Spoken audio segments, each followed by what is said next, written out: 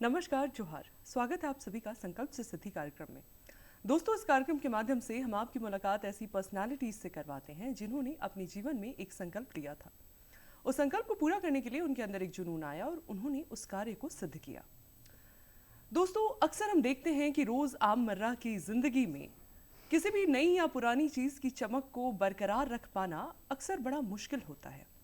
ऐसे में अगर हमें पता चले कि हमारे पास कोई उपाय है जिसकी मदद से हम किसी भी नई या पुरानी चीज़ की चमक को बरकरार रख सकते हैं, आम रोज़मर्रा की ज़िंदगी में किसी भी नई या पुरानी चीज़ को वेयर एंड टियर या डैमेज से, स्क्रैचेस से बचा सकते हैं, तो ये हमारे लिए बड़ी खुशी की बात होगी। कुछ ऐसा ही प्रयास कर आज हमारे बीच उपस्थित हैं हमारे आज के अतिथि। हम जानेंगे कि कैसे ये सब कुछ कर रहे हैं और कैसे इनको ये आइडिया आया, कैसे इन्होंने इसकी शुरुआत की। हम जानेंगे इनसे इनकी जर्नी के बारे में। तो देर नहीं करते हुए आपको मिलवाते हैं वाव डिटेलिंग स्टूडियो के फाउंडर अच्युत किशोर जी से। तो अच्युत जी, बहुत बहुत स्वागत है आपका हमारे कार्यक्रम में। बहुत बहुत शुक्रिया सोनम जी, मुझे कार्यक्रम में बुलाने के लिए। अच्युत जी, सबसे पहले तो मैं आपसे जानना चाहूँगी कि वाव डिटेलिंग स्टूडियो का क्या कंसेप्ट है। वाव डिटेलिंग स्टूडियो बेसिकली एक डिटेलिंग सर्विसेज की कंपनी है जो आपको हर एक सरफेस पे detailing, ceramic coating, PPF, wraps की सर्विसेज प्रोवाइड करते हैं। डिटेलिंग मींस, अगर आप जैसे नाम से ही अगर आप समझते हो, तो डिटेलिंग मींस किसी भी चीज़ को डिटेल में क्लीन करना, उसको नए जैसा बनाना वापस से। तो जैसे कि आपके पास अगर कोई पुरानी कार है, आपके पास कोई पुरानी जैकेट है, आपके पास कोई पुराना टीवी सेट है, पुराना सोफ़ा है, अगर हम उसको डिटेलिंग करते हैं तो वो बिल्कुल ब्रांड न्यू हो जाता है। और उसके ऊपर अगर हम अपने सर्विसेज प्रोवाइड करते हैं जैसे कि सेरामिक कोटिंग, पीपीएफ, तो वो हमेशा के लिए प्रोटेक्ट हो जाता है और वो उस पर स्क्रैचेस वगैरह नहीं आते हैं और उसकी जो शाइन रहती है वो हमेशा बरकरार रहती है। Ceramic coating, PPF and detailing, इसका क्या कंसेप्ट है। सेरामिक कोटिंग एक नैनो टेक्नोलॉजी है और सेरामिक कोटिंग बेसिकली एक ऐसी कोटिंग है जिसको हम किसी भी सरफेस पे अप्लाई कर सकते हैं। सेरामिक कोटिंग हर एक सरफेस के लिए अलग अलग सेरामिक कोटिंग यूज़ की जाती है। जैसे फैब्रिक्स के लिए अलग सेरामिक कोटिंग आती है, लेदर्स के लिए अलग सेरामिक कोटिंग आती है, पेंटेड सरफेस के लिए अलग सेरामिक कोटिंग आती है। और पीपीएफ जो रहता है, as the name suggest, PPF and SPF, paint protection film and surface protection film. तो पेंट प्रोटेक्शन फिल्म किसी भी पेंटेड सरफेस पे अगर आप उसको अप्लाई कर देते हो तो उसकी शाइन एनहांस करती है और उसको स्क्रैच प्रूफ बना देती है। जैसे अगर आप गाड़ी पे, अगर आप अपनी बाइक पे, इन चीज़ों पे अगर आप पीपीएफ कराते हो तो आपकी कार और बाइक स्क्रैच प्रूफ हो जाती है, शाइन एनहांस हो जाता है, रस्टिंग कोरोजन से बचती है गाड़ी आपकी। और इसके अलावा अगर आप सरफेस प्रोटेक्शन फिल्म अपने रोज़, जैसे आप घर पे अगर आप देखते हो कि टेबल टॉप्स होते हैं, किचन स्लैब्स होते हैं जिस पे बहुत सारे स्क्रैचेस आते हैं डेली वाइपिंग से एंड क्लीनिंग से, तो वो सारे स्क्रैचेस से आपको एसपीएफ प्रोटेक्ट करता है, 100% ग्लॉस ऐड करता है। इसके anti bacterial and anti microbial properties है जिससे बैक्टीरिया, वायरसेस जनरेट नहीं होते हैं उस सरफेस पे। तो ये काफ़ी सारे इसके बेनिफिट्स हैं। अगर anything and everything in this world का क्या मतलब हुआ? क्या किसी भी चीज़ पर आप सेरेमिक कोटिंग कर सकते हैं और उसको scratches, damage, wear and tear से बचा सकते हैं, या फिर कुछ स्पेसिफिक चीज़ें हैं? एब्सोल्युटली, ये जो हमने स्लोगन चूज़ किया है, एनीथिंग एंड एवरीथिंग, तो इसमें most of the surfaces covered होते हैं, जैसे फैब्रिक, लेदर्स, आपके पेंटेड सरफेस, वुड, ग्लास। तो अगर आप देखोगे मेटल्स हो गए तो आप हर चीज़ों पे इसको अप्लाई कर सकते हो। बहुत ऐसे कम ही चीज़ होते हैं, जैसे ईटेबल्स हो गए, ईटेबल्स पे आप अप्लाई नहीं कर सकते हो इसे। तो ऑलमोस्ट हर पॉसिबल सर्फेसेस पे आप इसको अप्लाई कर सकते हो एंड इसके बेनिफिट्स आप उठा सकते हो। मतलब अगर मैं गारमेंट्स की बात करूं, स्टेशनरी की बात करूं, या किसी भी चीज़ की बात करूं, तो उस पर वो अप्लाइड है। एब्सोल्युटली। और जनरली हम सजेस्ट करते हैं कि जो चीज़ आपके लिए कीमती है, जिससे आप प्यार करते हैं, जिसको आप प्रोटेक्ट करना चाहते हैं, वहाँ पे ये ज़्यादा लाभदायक रहता है। अच्युत जी, हम आपसे जानना चाहेंगे कि डिटेलिंग का काम और भी लोग कर रहे हैं, तो आप ऐसा क्या यूनिक कर रहे हैं जिससे कि आप लोगों से अलग हटकर खड़े दिख पा रहे हैं? क्या आपकी अलग स्ट्रैटेजीज होती हैं? हमारी जो कंपनी है ये झारखंड और बिहार की सबसे पहली डिटेलिंग आउटलेट है और हम customise nano ceramic coating services provide करते हैं। बहुत सारी डिटेलिंग आउटलेट्स हैं जो सिर्फ ऑटोमोबाइल फोकस्ड है, बट हमने स्टार्ट करने से पहले ही हमने करीब 3 साल का R&D किया था। उसके बाद हमने ये कंपनी स्टार्ट की। जब इनिशियल डेज में जब हम R&D कर रहे थे तो हमारा मेन फोकस जो था वो इलेक्ट्रॉनिक्स के ऊपर था। इलेक्ट्रॉनिक्स अगर आप देखोगे तो ज़्यादातर इलेक्ट्रॉनिक्स पानी के वजह से ख़राब होते हैं, मॉइस्चर के वजह से ख़राब होते हैं। तो अगर आप सेरामिक कोटिंग कर देते हो, उसको नैनो टेक्नोलॉजी से कवर कर देते हो, वो भी बिना किसी भी इलेक्ट्रॉनिक्स को ओपन किए हुए, तो वो बिल्कुल भी वाटर प्रूफ हो जाता है। बरसात के मौसम में वो ख़राब नहीं होगा। गलती से अगर उस पर पानी गिर जाता है या आपका कोई डिवाइस पानी में गिर जाता है तो वो ख़राब नहीं होता है। तो यहाँ से ये आइडिया स्टार्ट हुआ था और धीरे धीरे जब मैंने डीप में स्टडी किया, 3 साल तक जब मैंने R&D किया, तो मैंने पाया, देखा कि ये सेरामिक कोटिंग जो है ये हर एक सरफेस के लिए एप्लीकेबल हो सकता है। इट्स जस्ट दैट हर एक सरफेस के लिए अलग अलग इसके मॉलिक्यूलर स्ट्रक्चर रहते हैं, अलग अलग कोटिंग्स यूज़ की जाती है। आपका एजुकेशनल बैकग्राउंड क्या रहा था? मैंने BBA एंड MBA किया है। तो आपका जैसा कि हम जान रहे हैं मैनेजमेंट बैकग्राउंड रहा है एजुकेशन में, तो उसके बाद सेरामिक कोटिंग जैसे लाइन में आना और इस लाइन में अपना खुद का कुछ क्रिएट करना, ये ख्याल कब और कैसे आया, या शुरुआत से ही दिलचस्पी थी इस कार्य में? नहीं, ये बहुत ही रीसेंट टेक्नोलॉजी है। 15-20 साल पहले नैनो टेक्नोलॉजी एग्जिस्ट भी नहीं करता था और ये सिर्फ लैब्स में सीमित था। बट आज ये टेक्नोलॉजी बहुत ज़्यादा एडवांस हो चुकी है। अगर हम लैब्स में बात करें तो नैनो टेक्नोलॉजी से आप लिटरली किसी भी चीज़ को इनविजिबल बना सकते हैं आज के डेट में। बट अभी जो नैनो टेक्नोलॉजी हम यूज़ कर रहे हैं, जो कमर्शलाइज नैनो टेक्नोलॉजी जो हम यूज़ कर रहे हैं, this is just 1% of what nano technology is. Nano technology से किसी भी चीज़ को इनविजिबल बना पाना, ये कैसे संभव हो पा रहा है? ये लैब्स में पॉसिबल है। ये अभी तक हमें भी इंफॉर्मेशन पास नहीं हुई है, बट जो रिसर्च पेपर्स रिलीज़ हुए हैं उसमें ये चीज़ मेंशन्ड है। अच्युत जी, क्या ये आपके साथ शुरुआत से ही था ये चीज़, या फिर कब और कैसे इस चीज़ की शुरुआत हुई? कब आपके माइंड में आया कि ऐसा कोई गैप है जिसको कि आप फिल कर सकते हैं? मैं एक IT कंपनी के साथ काम कर रहा था एज अ कब की सेल्स बात है? मैनेजर। अप्रॉक्स 2015 की बात है। और उस टाइम पे इंडिया में एक इंटरनेशनल कंपनी है सेरामिक प्रो के नाम से, वो लॉन्च करने चाह रही थी अपनी सर्विसेज। तो उनकी वेबसाइट और मोबाइल एप्लीकेशन का जो ऑर्डर था वो एज अ सेल्स मैनेजर मैंने लिया था हमारी कंपनी में। और एज अ मार्केटिंग गाय मुझे डिटेल में एक्सप्लेन करना पड़ता था अपनी डेवलपमेंट टीम को कि एग्जैक्टली ये सर हमें क्या बनाना है। तो उसके लिए मुझे बहुत डीप स्टडी करनी पड़ती थी। अगर मुझे डीप स्टडी मैं करता तो ही जाके मैं अपनी डेवलपमेंट टीम को बता पाता। तो वहाँ से ये जागरूकता मेरे अंदर आई सेरामिक कोटिंग को लेके, और मैंने काफ़ी डिटेल में इसको स्टडी किया। और जब मैं स्टडी किया तो मुझे ये टेक्नोलॉजी बहुत भा गई। मुझे लगा कि मुझे इसमें कुछ करना चाहिए। और उस टाइम पे पूरे इंडिया में अगर हम बात करेंगे तो कुछ 10-20 आउटलेट्स ही भी नहीं थे। आई गेस 2017 में पहला आउटलेट स्टार्ट हुआ था इंडिया में, और 2019 में हमने झारखंड में स्टार्ट किया था, जो कि झारखंड और बिहार का पहला ड्रिलिंग आउटलेट था। तो मैनेजमेंट की पढ़ाई करने के बाद आपने एज अ सेल्स मैनेजर अपने जॉब की शुरुआत की जी। In corporate field, as an IT field में सेल्स मैनेजर के तौर जी। पे। तो फाइनली आपको किसी डिटेलिंग का काम मिला, सेरामिक डिटेलिंग का, और उसमें आपने ऐसा क्या नोटिस किया कि आपको लगा कि ऐसा कोई गैप है जिसको कि मैं फिल कर सकता हूँ? जब मैंने स्टडी किया तो देखा कि ये जो टेक्नोलॉजी है ये वर्ल्ड में हर कोई सिर्फ और सिर्फ ऑटोमोबाइल्स पे ही फोकस कर रहे हैं। और जब मैं डीप में स्टडी किया तो मैंने पाया कि इसको हर एक सरफेस पे अप्लाई किया जा सकता है, जिससे कि बहुत सारे फ़ायदे मिल सकते हैं लोगों को डे टू डे लाइफ में।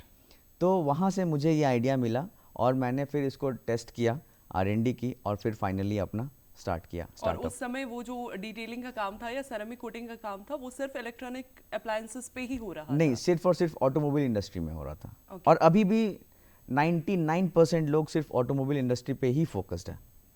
फिर वहाँ से आपने कैसे मतलब अपना जॉब छोड़ा और फिर एक नया कुछ स्टार्ट करने के लिए काफ़ी हिम्मत चाहिए होती है, काफ़ी कुछ छोड़ना पड़ता है, काफ़ी कुछ नया सोचना पड़ता है। कुल मिलाकर कैसे इसकी शुरुआत रही थी, जॉब छोड़ने से लेकर इसको शुरू करने तक की?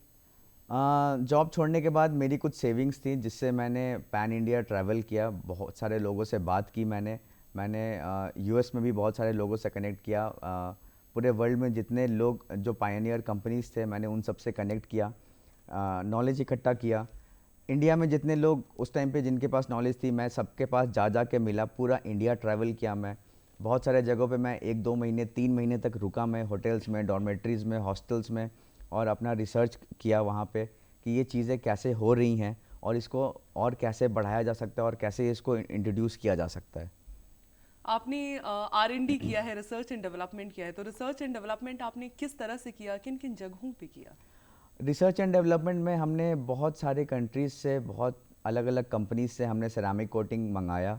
उसको हमने बहुत सारे सरफेसेस पे अप्लाई किया और उसको करीब 6-8 महीने तक हमने टेस्ट किया। और उसके बाद हमने देखा कि ये सही में बहुत ज़बरदस्त काम कर रहा है। जैसे कपड़े पे, जैसे फॉर एग्जांपल आज की डेट में सोलर पैनल एक बहुत बड़ी टेक्नोलॉजी बन गई है, बट सोलर पैनल का सबसे बड़ा चैलेंज क्या है? उसका क्लीनिंग। अगर सोलर पैनल के ऊपर डस्ट अगर आ जाते हैं, एक्यूमुलेट हो जाता है, तो वो ज़्यादा सोलर एनर्जी एब्जॉर्ब नहीं कर पाता है और वो उतना इफेक्टिव नहीं हो पाता है। तो उसके क्लीनिंग चार्जेस बहुत ज़्यादा है, मेंटेनेंस चार्जेस बहुत ज़्यादा है। अगर हमने क्या किया, हमने एक सोलर पैनल लिया, उसको सेरामिक कोटिंग किया, उसको 1 साल छत पे रख दिया बिना क्लीन किए हुए, और उसका एफिशिएंसी देखा हमने। 1 साल में उसका एफिशिएंसी बिल्कुल भी कम नहीं हुआ, 100% था। तो ऐसे जगहों पे, जैसे आज के डेट ये में जो कहाँ पे किस सोलर पैनल के साथ आपने ट्राई किया था? मार्केट में बहुत सारे सोलर पैनल्स रहते मतलब हैं, फिर भी आपने कहीं तो ट्राई किया होगा। हमने अपने छत पे ट्राई किया था, घर पे, छत पे। ओके। जी। अच्युत जी, हम जानना चाहेंगे कि अक्सर किसी भी कंसेप्ट को मार्केट में इंट्रोड्यूस करने से पहले लोगों के बीच उसकी एक्सेप्टेंस को क्रिएट करना ज़रूरी होता है। जब तक लोग एक्सेप्ट नहीं करेंगे कि हाँ इस चीज़ में ऐसा यूनिक है और ये एक चेंज है हमारे लिए, उसको कोई एक्सेप्ट नहीं करेगा। तो झारखंड में आप पहले डिटेलिंग आउटलेट रह चुके हैं। उस समय न्यू चीज़ें इंट्रोड्यूस करना लोगों के बीच और लोगों को इसकी नीड का एहसास कराना, ये आपने किस प्रकार से किया? तो जब मैंने प्लान किया कि मुझे डिटेलिंग आउटलेट अपने शहर झारखंड रांची में ओपन करना है, तो मैं यहाँ पे देखा कितने सारे बाइक एंथुजियास्ट है, कार एंथुजियास्ट है। बिकॉज कार और बाइक एक ऐसी चीज़ है जो लोगों के बीच में बहुत ज़्यादा कॉमन है। लोग daily day to day use में लाते हैं इन चीज़ों को। और मैंने बहुत सारे ग्रुप्स को पकड़ा, जैसे रांची बाइकिंग ग्रुप है एक, और इसके अलावा बहुत सारे कार्स के ग्रुप हैं। तो उनके जो लीडर्स हैं, मैंने उनसे बात की, मैंने R&D किया 1000 लोगों के ऊपर। और R&D के दौरान मुझे बहुत बढ़िया रिस्पांस तो नहीं मिला था। अप्रॉक्स 1000 लोग में से 940 लोगों ने बोला कि ये आइडिया बिल्कुल भी नहीं चलेगा, बहुत महंगा है, यहाँ पे लोग नहीं कराएंगे, यहाँ पे लोगों को नहीं समझ में आएगा। बट फिर भी मुझे भरोसा था इस टेक्नोलॉजी के ऊपर, इस कॉन्सेप्ट के ऊपर। तो मैं इतने नेगेटिव रिव्यूज़ आने के बाद भी मैंने हिम्मत की, मैं आगे बढ़ा। मैंने अपने स्टूडियो के लिए जगह ढूंढा VIP रोड पे, हरमू बाईपास पे, और वहाँ पे फिर हमने इस्टेब्लिश किया इसको। बहुत सारे ऐसे लोग हैं जो कार एंथुजियास्ट हैं, जो कि किसी भी चीज़ से जिससे प्यार करते हैं उसको बचा कर रखना चाहते हैं, कोई भी मटेरियल थिंग। तो ऐसे में उनके बीच अवेयरनेस नहीं होती है कि ऐसी कोई चीज़ हमारे बीच है जो हमारी मदद कर सकती है इस चीज़ में। तो उनके बीच मार्केट अवेयरनेस क्रिएट करना, मार्केट टैप करने के लिए, ये एग्जैक्टली आपने कैसे शुरू किया करना? सो फर्स्ट ऑफ ऑल हमने स्टार्ट किया इसको, जितने भी लोगों के पास प्रीमियम कार और प्रीमियम बाइक्स थी, उनके पास हमने इंडिविजुअली हमने कॉल किया उनको, उनके साथ मीटिंग्स लाइन अप की, उनके घर या ऑफिस पे जाके विज़िट किया हमने फ्री डेमोज़ दिए, फ्री सैम्पल्स किया हमने उनकी गाड़ी पे, बाइक्स पे। जब उनको समझ में आया तो वो फिर आए हमारे पास और एक अपनी कार या एक अपनी बाइक उन्होंने दी। उसके बाद जब उन्हें पसंद आया ये सर्विस, तो उन्होंने अपने लोगों को बताया, अपने फ्रेंड्स एंड फैमिली में उन्होंने बताया। इसके अलावा मेरी एक आदत थी कि मैं कहीं भी अगर नई कार देखता था, चाहे वो पार्किंग में हो या ट्रैफिक सिग्नल पे हो, तो मैं अपनी गाड़ी रोक के उनके पास जाता था और उनके शीशे को नॉक करता था और बोलता था कि सर, हमने एक नया बिज़नेस स्टार्ट किया है सेरामिक कोटिंग और डिटेलिंग का। आप अगर एक बार हमारे स्टूडियो आएंगे तो हम आपको एक फ्री डेमो देना चाहेंगे। और अगर उनकी कार पे मुझे कोई स्क्रैच दिख जाता था, तो मैं उनको बोलता था कि सर, ये जो स्क्रैच है आपकी गाड़ी के ऊपर, ये हम एब्सोल्युटली फ्री ऑफ कॉस्ट में रिमूव करेंगे। तो आप एक बार ये स्क्रैच रिमूवल के लिए ही आप आ सकते हैं, तो समय निकाल के तो बहुत बढ़िया रहेगा। मतलब आपने जो सेल्स मैनेजर का काम सीखा था, वो सेल्स का काम अपने अपने खुद के स्टार्टअप में अप्लाई किया, फ्रॉम पर्सन टू पर्सन, जी, स्ट्रेंजर्स एब्सोल्युटली। को भी रोड पे या कहीं पे भी नॉक कर करके। एब्सोल्युटली। तो क्या लोग ऐसे बिहेव नहीं करते थे कि स्टार्टअप कंपनी या स्टार्टअप का फाउंडर है वो खुद हमारे पास आ रहा है अपने प्रोडक्ट को लेकर, तो कुछ ऐसा उनकी तरफ से नेगेटिव व्यूज नहीं होते थे? नहीं, बिल्कुल। बट अगर आप नेगेटिविटी को पे ज़्यादा फोकस करोगे तो नेगेटिविटी आएगी, अगर आप पॉजिटिविटी पे ज़्यादा फोकस करोगे तो लाइफ में ज़्यादा पॉजिटिविटी आती है हमेशा। यही कुदरत का नियम है। सो अगर मैं 100 लोग को अप्रोच करता था सिग्नल्स पे, पार्किंग्स में या कहीं पे भी स्ट्रेंजर्स को, तो उसमें से 90 लोग बोलते थे, या उसमें से कुछ लोग होते थे जो कभी बात नहीं करते थे, जो कभी अपने गाड़ी की दरवाजा भी नहीं खोलते गाड़ी का होंगे, शीशा भी नीचे नहीं करते, गिराते होंगे। गिराते थे। उसमें से 10 लोग ही बात करते थे, उसमें से एक लोग ही आते, तो मेरे लिए वो एक लोग ज़्यादा इंपॉर्टेंट थे दैन जो 99 लोग थे। तो मैं हमेशा उन एक पे फोकस करता था। अक्सर घर की महिलाएं काफ़ी चिंतित रहती हैं अपने घर की चीज़ों या घर की सर सज्जा की सामग्री को लेकर। तो उनके बीच इस चीज़ को इंट्रोड्यूस करना या उनके बीच इस चीज़ को लाना कि ये ऐसी चीज़ है जो आपके घर की सजावट के लिए भी बहुत कारगर है, ये आपने किस तरीके से किया? सबसे पहले हमने इसको अपने घर से स्टार्ट किया। मेरे घर पे पेट्स है, एक कैट है, एक डॉग है, और हमारे घर पे जो भी टेबल टॉप्स हैं, फ्रिजेज़ हैं, वॉशिंग मशीन्स है, या फिर टीवी कैबिनेट्स, या फिर कुछ भी वुडन वार्डरोब्स है, तो उस पे जो हमारे कैट्स हैं एंड डॉग्स हैं जिनके पास है वो समझ सकते हैं, उनकी नोचने की आदत होती है। हर जगह को, हर चीज़ को जाके वो स्क्रैच करते हैं अपने नाखून की धार को तेज़ करने के लिए, और फिर बहुत सारे प्लेफुल एक्टिविटीज़ में भी करते हैं वो। तो उससे काफ़ी सारे स्क्रैचेस आते हैं फ्रिज के ऊपर, कैबिनेट्स के ऊपर, वॉशिंग मशीन्स हो गए, टेबल टॉप्स हो गए, या फिर किचन स्लैब के ऊपर बहुत लोगों की आदत है सब्जी काटना, फ्रूट्स काटना, तो उससे भी स्क्रैचेस आते हैं किचन स्लैब्स के ऊपर। तो इन सारे जगहों पे हमने हमारे जो प्रोडक्ट है SPF उसको इंस्टॉल किया। उसको करीब 1 डेढ़ साल 2 साल हमने टेस्ट किया उसको, और जब डेफिनेटली जो SPF होता है वो थोड़ा डैमेज होता है, क्योंकि अल्टीमेटली जब आप किसी चीज़ के ऊपर कुछ भी रख के आप काटोगे शार्प नाइफ से या किसी भी चीज़ से, तो उस पर स्क्रैचेज आएंगे, उस पर आप वो डैमेज होगा। बट आपका जो ओरिजिनल प्रोडक्ट है, जो आपका स्लैब है, जो टेबल टॉप है, जो फ्रिज है या वॉशिंग मशीन है, ये सारी चीज़ें आपकी 100% स्क्रैच प्रूफ हो जाती हैं, प्लस लो मेंटेनेंस रहता है, शाइन बहुत बेहतरीन रहती है। मतलब जनरली क्या होता है, आपने एक नया डाइनिंग टेबल लेके आया शीशे का, उस पे अगर आप 6 महीने 1 साल हर दिन बैठ के खा रहे हैं 3 टाइम, तो उसकी शाइन ख़त्म हो जाती है, उस पर स्क्रैचेज आ जाते हैं। अगर आप नया टेबल लाते के साथ उस पर अगर आप SPF इंस्टॉल कर लेते हैं, हमारा सरफेस प्रोटेक्शन फिल्म, तो वो स्क्रैच प्रूफ हो जाता है। और 2 साल 3 साल 4 साल 5 साल के बाद उसमें अलग अलग पैकेजेस आते हैं, 1 year warranty, 3 year warranty, 5 year warranty, 10 years warranty. तो उसका जो लाइफ रहता है, उसके बाद अगर आप उसको रिमूव करते हैं तो आपका जो टेबल रहता है वो ब्रांड न्यू निकलता है उस सरफेस के अंदर से।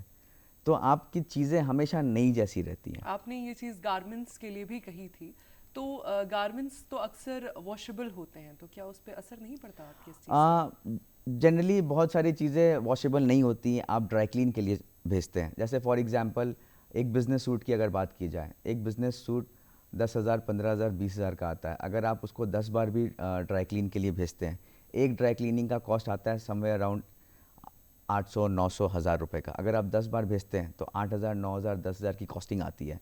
6,500 रुपये में एक पूरा आपका बिज़नेस सूट सेरामिक कोटिंग हो जाता है।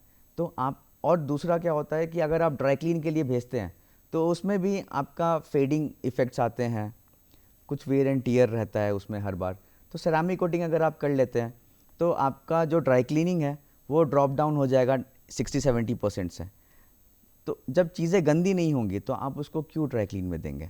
और ये एंटी बैक्टीरियल एंटी माइक्रोबियल है, पसीने की बदबू वगैरह भी इसमें नहीं आती है। तो ये बहुत सारे फ़ायदे हैं सेरामिक कोटिंग के। आपकी इनिशियल जर्नी कैसी रही, स्टार्ट करने से लेकर, मतलब एस्टैब्लिशमेंट से लेकर अभी तक की?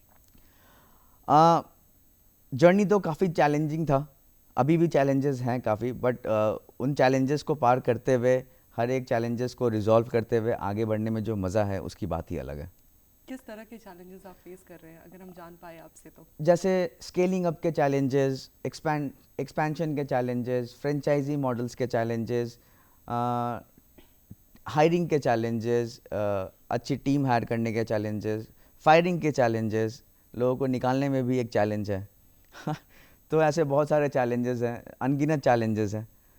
कैसे टैकल करते हैं कुल मिलाकर इन सभी चैलेंजेस को, चाहे वो हायरिंग हो, कैसे क्वालिटी हायरिंग इंश्योर करते हैं, किसी को निकालना हो, अगर मैन पावर अगर आपको वो क्वालिटी नहीं दे पा रहा है तो निकालने के लिए क्या आपकी किस तरह से रहती हैं? हायरिंग की अगर हम बात करें तो इनिशियल डेज में हम लोगों को अप्रोच करते थे, हम इंस्टाग्राम डिजिटल मार्केटिंग वगैरह हम करते थे, डैट वी आर हायरिंग, हम लोग वर्ड ऑफ माउथ करते थे। आज के डेट में हम कॉलेजेस से हायर कर रहे हैं। उसके अलावा फायरिंग की अगर हम बात करें, अगर कोई परफॉर्म नहीं कर रहा है तो उन्हें पहले हम एचआर राउंड होता है, एचआर उनके साथ बैठती हैं, पूछती हैं कहाँ प्रॉब्लम आ रहा है, कहाँ चैलेंजेस आप फेस कर रहे हैं, आप क्यों नहीं परफॉर्म कर पा रहे हैं। उनका फिर ट्रेनिंग एंड डेवलपमेंट कराते हैं हम। उसके बाद भी अगर वो परफॉर्म नहीं कर पाते हैं तो फिर हम उनको रिक्वेस्ट करते हैं कि आप अपने लिए कोई एक बढ़िया अपॉर्चुनिटी देखें। तो क्वालिटी हायरिंग इंश्योर कैसे करते हैं? कहाँ कहाँ से आप हायर करते हैं लोगों को और किस तरह से क्वालिटी हायरिंग इंश्योर करते हैं? क्वालिटी हायरिंग जनरली हम इंटर्न्स हायर करते हैं कॉलेजेस से, इंस्टीट्यूट से। जो जैसे फॉर एग्जांपल अगर हम सेल्स की बात करें तो जितने भी बीबीए एंड एमबीए कॉलेजेस हैं उनसे हम इंटर्न्स हायर करते हैं। उनको हम देखते हैं 3 महीने 2 महीने। उसके बाद उनमें से जो इंटर्न्स अच्छा परफॉर्म करते हैं उनको हम पीपीओ देते हैं, प्री प्लेसमेंट ऑफर करते हैं। उसके बाद हम उन्हें हायर करते हैं अपनी कितने महीने कंपनी की में। इंटर्नशिप रहती है आपके यहाँ उनकी? हमारे यहाँ पे लाइव प्रोजेक्ट्स होते हैं 45 डेज़ के एंड फुल टाइम इंटर्नशिप होती है 90 डेज़ की। अगर हम बात करें फिनेंसेस की, तो इनिशियल फेज से लेकर आगे बढ़ने तक किसी भी चीज़ को बरकरार रखने के लिए या ग्रो करने के लिए फिनेंसेस की ज़रूरत होती है। तो आपने अपने लिए किस तरह से फिनेंसेस अरेंज किए? क्या आपको कोई फंडिंग एजेंसीज मिली, कोई एंजल इन्वेस्टर्स मिले, या फिर किसी ऑर्गेनाइजेशन या सरकार की मदद आपको मिली? इनिशियल डेज़ में मैंने मेरी कुछ सेविंग्स थी और मैंने वो डाला बिजनेस में। इनिशियल डेज में तो आपने बताया कि आपकी कुछ सेविंग्स थी, वो आपने डाला बिजनेस में, लेकिन उसके बाद का क्या? उसके उसके बाद भी बाद तो चलाना होता है और तुरंत तो रिटर्न्स आते नहीं है, शुरू होते नहीं है आना। बट हमारे केस में ऐसा नहीं था, हमें पहले महीने से ही बहुत अच्छे रिटर्न्स मिल रहे थे thanks to Ranchi. And but एक दुखद चीज़ ये हुई कि 3 महीने बाद लॉकडाउन आ गया। तो हमने सोचा कि ये तो लग्जरी एक सर्विस है, लॉकडाउन में सिर्फ नीड्स के लिए लोग मर रहे थे। तो जैसे ही लॉकडाउन खुला हमने पूरे लॉकडाउन हमने डिजिटल मार्केटिंग अच्छा किया, वर्ड ऑफ माउथ अच्छा किया, लोगों से बात करते रहे, कनेक्टेड रहे, और हमने एक सीएसआर एक्टिविटी भी किया लॉकडाउन में। किस जैसे प्रकार का सीएसआर एक्टिविटी? लॉकडाउन में अगर आपको ध्यान है, सेकेंड लॉकडाउन में ऑक्सीजन्स की बहुत प्रॉब्लम्स हो गई थी। तो हमारे पास टीम थी, हमारे पास गाड़ी थी, और हमने क्या किया, हम जितने भी हॉस्पिटल्स थे जहाँ पे लोग पार्टिसिपेट नहीं कर रहे थे, हम उनके यहाँ से ऑक्सीजन सिलेंडर्स लेते थे। हम इरबा जाते थे, उसको वहाँ रिफ़िल करते थे, और जो भी नीडी होते थे हमको घर पे जाके डिलीवरी करते थे। तो ये एक इनिशिएटिव हमने लिया जिससे आज भी लोगों के बीच में एक बहुत बढ़िया रेपुटेशन है हमारी कंपनी को लेके, हमारी टीम को लेके। इनिशियल फेज में आपने अपनी जो सेविंग्स थी वो लगा दी, उसके बाद का जो फेज आया उसमें कोविड आ गया, तो उसमें सस्टेन करना जहां अपने आप में इतना मुश्किल होता है, वहां आपने लोगों की मदद की कोविड के दौरान। तो ये किस प्रकार से संभव हो पाया और उस दौरान आपने अपने बिजनेस को कैसे सस्टेन रखा? देखिए, हम तो सिर्फ माध्यम है, ऊपर वाला जो चाहता है वो कराता है हमसे, ये मेरा मानना है। और हिम्मत भी वहीं से आती है, बिकॉज़ कोविड में घर वाले भी बोलते थे कि मत जाओ बाहर, सब लोग डरते थे।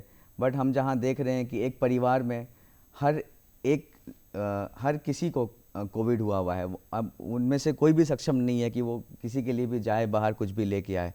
तो वहाँ पे हमने हिम्मत अपनी बढ़ाई और हमने ये इनिशिएटिव लिया। हम लोगों के घर घर जाके हमने ऑक्सीजन सिलेंडर्स डिलीवर किए, बहुत लोगों को हमने ऑक्सीजन मास्क भी लगाया उस दौरान।